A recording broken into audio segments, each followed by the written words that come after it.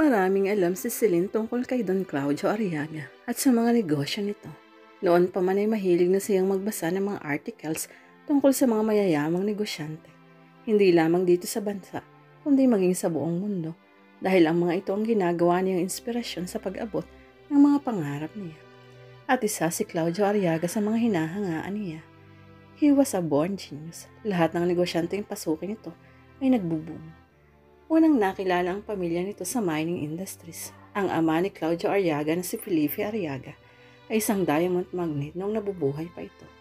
Nang mamatay ito ay pinamana nito sa anak nitong si Claudio ang business empire nito. Lalo pang lumago iyon dahil sa husay nito sa pamamahala. Hindi nilang kung swerte bang matatawag ang lumating sa buhay niya. Noon ay hinahangaan lang niya si Claudio Arriaga. Sino ang mag-aakalang lolo pala niya? Ito. Sa kabila niyon kahit na dugong Arriaga pa lang nananalaytay sa mga ugat niya, hindi pa rin naalis ang galit na nararamdaman niya rito at sa kanyang ama.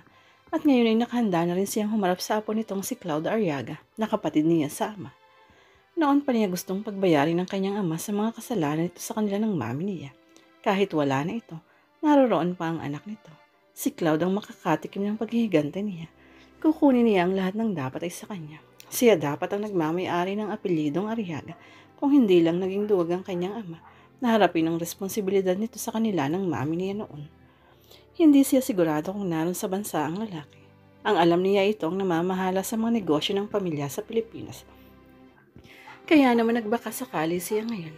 Ayon sa mga narinig at nababasa niya, mahusay si Claude. Bigyan lang ito ng sapat na panahon ay baka mahigitin pa nito ang mga nagawa ng lolo nito para sa negosyo ng mga ito.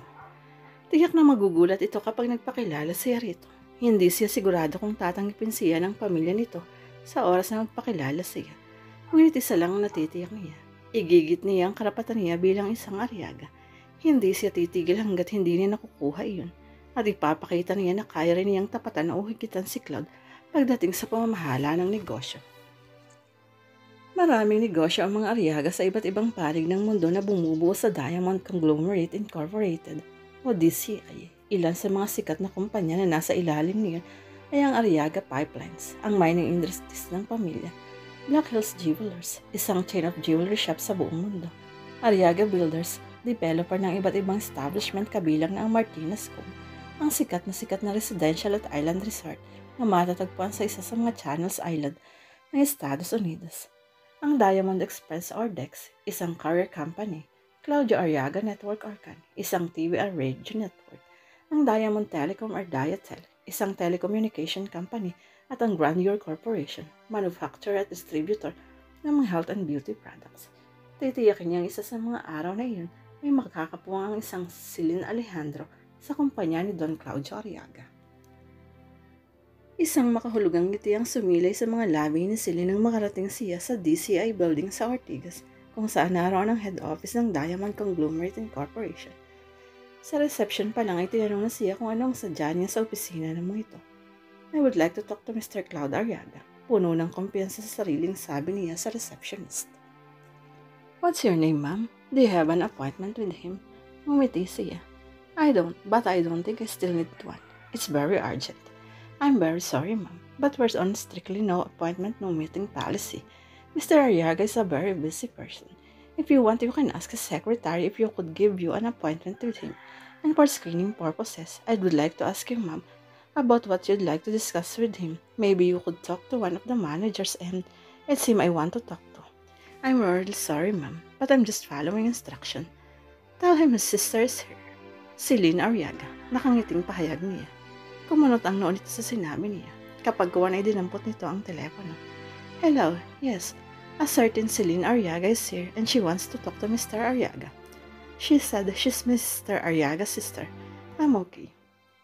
Tumingin ito sa kanya. Tila may hinihintay pang kausap ito sa telepono. Maya-maya ay nagsalita uli ito. Yes sir, Celine Arriaga. Okay, ibinaba nito ang auditibo at muling tumingin sa kanya. Mr. Arriaga will see you in a while. Pagbibigay alam nito sa kanya. Thank you. Sinabi na nga ba niya, sa oras na sabihin niyang kapatid siya ni Claudio Arriaga, ay ititigil nito ang anumang ginagawa nito upang harapin siya. You can sit over there while waiting, sabi ng receptionist sabay turo sa couch na nasa lab. Thanks, lumapit siya sa couch at naupo roon. Iginala niya ang tingin sa paligid. Hindi niya maiwasang humanga sa kaelegantehan ng opisina. Mula sa glasswall ay nakikita niya ang mga empleyado. Abala ang mga ito sa trabaho. And from what she saw, they were trained professionals. Maya-maya isang babaeng naka-uniforme rin ang lumapit sa receptionist. Tila may itinatanong ito. Nakita niyang itinuro siya rito ng receptionist. Lumapit sa kanya ang babae. Mr. Yaga, my boss would like to see you in his office now. Sabi nito sa kanya. Umiti siya at tumango. This way, sabi ng babae. Iginiis siya nila papunta sa office ng boss nito. Come in. Narinig niyang sabi ng isang boses ng lalaki nang buksan ng kasama niyang babae ang pinto ng opisina. Nang pumasok siya ay iniwan na siya ng babae. Iginala niya ang tingin sa kabuuan ng opisina. Bukod sa pintong pinasukan niya, ay may isang pinto pa siyang nakita. Eksakto namang bumukas iyon. Iniluwa niya ng isang matangkad na lalaking nakasuot ng three-piece suit. At base sa mga pictures na nakikita niya, sa mga magazines, ang lalaki ay walang iba kundi si Cloud Arriaga, ang kanyang kapatid. Si Lynn Arriaga, paniniguro nito. Ngumiti siya. Actually, it's si Lynn Alejandro. Kumunot ang noon nito. Ngunit saglit lang iyon at naging formal na uli ito. That was a very smart move. Honestly, if you didn't tell the receptionist you're my sister, I wouldn't see you. I have no time for nonsense. You see, I'm a very busy person. I can see that. But if it will affect your family, I'm sure you will pay attention to it. Very clever. Now tell me, what do you want? I don't have anything to do with you. I want to talk to Don Claudio. You know what? How can you be sure that Grandpa will see you? You need to convince me first before you could see him. You want proof? I will give you one. Mula sa kanyang bagay inilabas niya ang gold ko. Iniabot niya yun dito. What is it? He asked in a mocking tone. Nagsalubong ang mga kilay niya. It's a gold coin. Tumingin ito sa kanya. I know it's a gold coin. It has Grandpa's face and his seal. But what has it to do with you being an Arriaga? It's just a gold coin. You don't recognize it. Nagtatakang tanong niya. Kung galing iyon mula sa kanyang ama, sigurado siyang may mga katulad din. Kaya imposibleng hindi maging familiar ito sa coin. Where did you get it? Tanong nito ngunit baka sa tinig nito na hindi pa ito naniniwala sa kanya. From our father. From our father? Isang mahinang tawang pinakawalan nito. My father's dead. So how can you prove that he gave this to you? May katwiran ito. Bukod sa kanya, ay ang tita Gida lang niyang nakakaalam ng tungkol sa coin. Kung ihaharap niya rito ang kanyang tita, maaaring sabihin itong kasapakat niya ang tita Lida niya. Ngunit kahit kailan, ay hindi naman ito nagsinungaling sa kanya. Looks like you've lost your tongue. I'm telling you the truth, giit niya. Prove it first. Now if you'll excuse me, I still have a lot of things to do. You know your way out. I'm not yet done. Pigil niya rito ng akmang tatalikod ito. Biglang nagring ang cellphone niya. Just a second. Sabi nito bago sinagot ang tawag. Hello, Nick. What? What happened? Hindi niya naiwasang itanong. Tila alalang alakla kasi ito. Tinignan lang siya nito. San Diego, California. His condition is deteriorating. Sabi kay Nick ni Brad, ang pinsan ni Cloud sa mother's side. Isang cardiologist ito at isa sa mga physician ni Don Claudio. Nasa kwarto sila ng mansion nito dahil ayaw nitong magpa-confine sa ospital. Mas gusto raw nitong mamatay na lang sa bahay nito. Nakakapagsalita pa rin naman ito ngunit kitang-kita sa itsura nito ang labis na paghihirap. Kahapon lang ay nakiusap na ito sa kanya na kapag nakatulog daw ito ay tanggalin na niya ang oxygen na nakabit dito dahil pagod na raw siya. Awang-awa na siya sa matanda. Nahihirapan din naman siya sa nakikita niyang kalagayan nito dahil parang ama na rin ang kanyang turing dito. Ngunit wala siyang lakas ng loob na sundin ang utos nito. Hindi niya kayang pumatay ng tao kahit pa euthanasia o mercy killing pa ang parang gagamitin niya. How long does he have? Tanong niya kay Brad. 2 weeks to 3 weeks at the most. Nalungkot siya sa ibinalita nito. Ibinaling niya ang tingin sa natutulong na matanda. He took it different. Money was not really everything in this world. Don Claudio was a filthy rich and yet his money couldn't do anything about his illness. Hindi na kayang salba ng pera nitong buhay nito. I think we should tell Cloud about this. Sabi nito. I call him up. I'll tell Tita Annie. Sabi naman ito na ang tinutukoy ay ang mama ni Cloud na nasa Martinez Cove. Ito ang general manager ng residential at commercial island resort na iyon.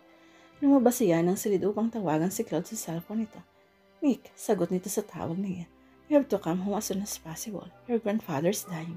What? What happened? Narinig niyang tanong nito sa isang boses babae.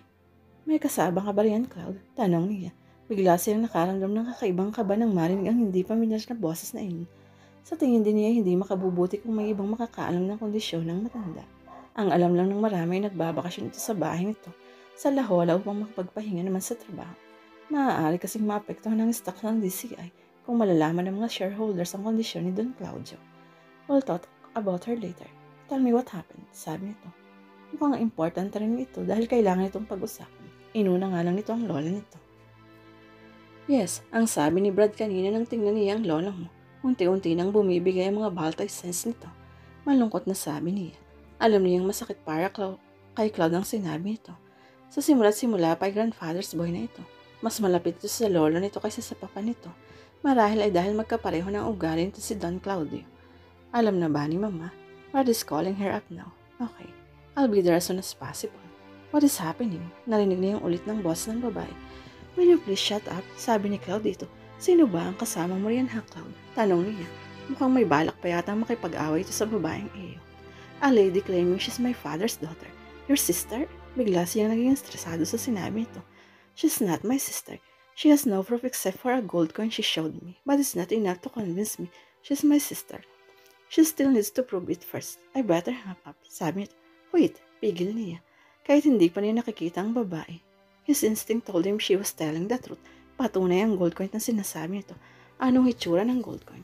It has my grandfather's face on its head and the seal on its tail. Sagot nito. What's her name? Tanong niya. Where the sudden interest? What's her name? Ulit niya. It's Celine. Celine Alejandro. Celine, nice name. Siguro ay maganda rin ito. Nick, are you still there? Yes, listen, Claude. It's possible that she's your sister. What? Ang mabuti pa ay pumunta na ngayon dito. Dito na tayo mag-usap. Okay, sagot nito. Nawala na ito sa kabilang linya. Kaibigan niya si Claude. Dapat ay matuwa siya dahil kung totoo nga si Celine na iyon, ang isa sa mga kapatid nitong kailangan itong hanapin. Dalawa na lang ang hahanapin ito. Ngunit hindi yun ang nararamdaman niya. Hindi niya may paliwanag na naramdaman niya nang marinig ang boses nito. Nakaramdam niya ay may isang malaking problema ang hatid ni Celine Alejandro na yun sa kanyang buhay. This is insane. Bulalas ni Claude. Baka sa mukha nito ang pagkadismaya nang sabihin dito ni Nick ang nilalaman ng last will and testament ng lola nito. Ilang araw pagkatapos ilibing ng matanda. Ako ang nagpakahirap para lalo pang lumago ang DCI. I deserve to have them all. Pagkatapos ngayon na gusto niyang i-share ko yun sa iba na wala namang kahirap-hirap sa negosyong pinagtulungan namin palaguin. Don't be a selfish bastard, Claude. Pinagpapala ang mga taong mapagbigay. Paalala niya rito. Then tell me saang lupalop ng mundo ko naman hahanapin ng ngayon. For crying out loud. We don't even know if they still exist in the world. What about Celine? That girl, I know from the very first time I saw her, she's ambitious. Ang lakas ng loob niyang pumunta sa office ko at magpakilala ng kapatid ko. Magkapatid nga kayo. What? Do you believe her? Nagsalubong ang mga kilay nito. Dahil ba sa gold coin? Malay ba natin kung ninakaw lang niya yun sa totoong may-ari? O kaya naman ay nakakita na siya ng ganun at nagpagawa siya ng katulad nun para maloko tayo. Nang araw na doon tumitingin ito sa bahay ng lola nito, sinabi niya rito ang tungkol sa mga gold coins ni Don. And it turned out that he had no knowledge about those gold coins. That's one reason. Pero tama ka. We're not sure kung saan nga niya kinuha yun since hindi na natin pwedeng tanungin ang papa mo. Pero kung ang pagbabasihan na yung ugali, oo, magkapatid nga kayo. Wala kayong pinagkaiba. You're both proud and ambitious. But I have all the rights since I am the one who's working hard. Hindi tulad niya na basta nalang susulpon. And for all we know, she had already made plans. Alam kong hihingi siya ng malaking halaga. And now that my grandfather's death is all over the news, hindi malayong maghabol siya. Hey Cloud, cool down. What are you so anxious about? Aren't you glad to know you still have sisters? Masayang may kapatid. Take it from me. May dalawa siyang kapatid. Ang panganay nila ay lalaki. Rin at matanda sa kanya ng 5 taon. Isang doktor ito na naniniran sa Los Angeles. Ang sumunod naman. Niyang kapatid ay babae. Matanda naman ito sa kanya ng 2 taon. Nasa London naman ito at isang stage actress. Isa pa mo naman ang sobrang daming kayamanan. Money is not everything in this world at hindi mo yun madadala sa hukay. I know, siguro ay matatanggap ko ang iba na maging kapatid ko, but not that girl. She's getting into my nerves. Is that so? Maybe you're just threatened her by her guts. You still don't know her, so don't be too hard on her. Teka nga, hindi mo pa nga siya nakakita pero pinagtatanggol mo na kagad siya. I thought you're my best friend. Umira na naman ang pagiging childish nito kung minsan. Siguro dahil mas bata sa kanya ng 3 taon. But hindi naging hadlang ang age gap na yun upang maging malapit sila sa isa't isa. You're my best friends, that is why. Ang kailangan mo lang gawin ngayon ay hanapin ang iba pang kapatid. Isa pa, hindi rin niya maintindihan kung bakit kahit na hindi pa niya nakikita si Celine, ay gusto niyang protektahan ito. Marahil ay dahil na rin sa kwento sa kanya ni Cloud. Kung kakompetensya ang tingin ni Cloud kay Celine, malamang napahirapan itong babae kapag napatunayan ito nga ang isa sa mga nawawalang kapatid nito. Ayaw pa naman yung nakakakita ng mga taong nahihirapan, lalo na't isang magandang babae. Maganda? Paano niya nasabing maganda sa Celine ngayong hindi pa niya nakikita ito? I'll be starting from scratch, umiling ito. This is ridiculous, me looking for my long-lost sister, for crying out loud. It's not my job to look for missing person. Napailing din siya. Naging paborito yung expression na nito ang for crying out loud kapag naiinis ito. For crying out loud kung hindi ka pa rin kikilos ngayon at mag-hire ng tao para hanapin sila na hindi mo rin makukuha ang mana mo. Ingit-ingit ang sabi ni Rita. Isang masamang tingin ang pinuko nito sa kanya. Natawa siya ng malakas.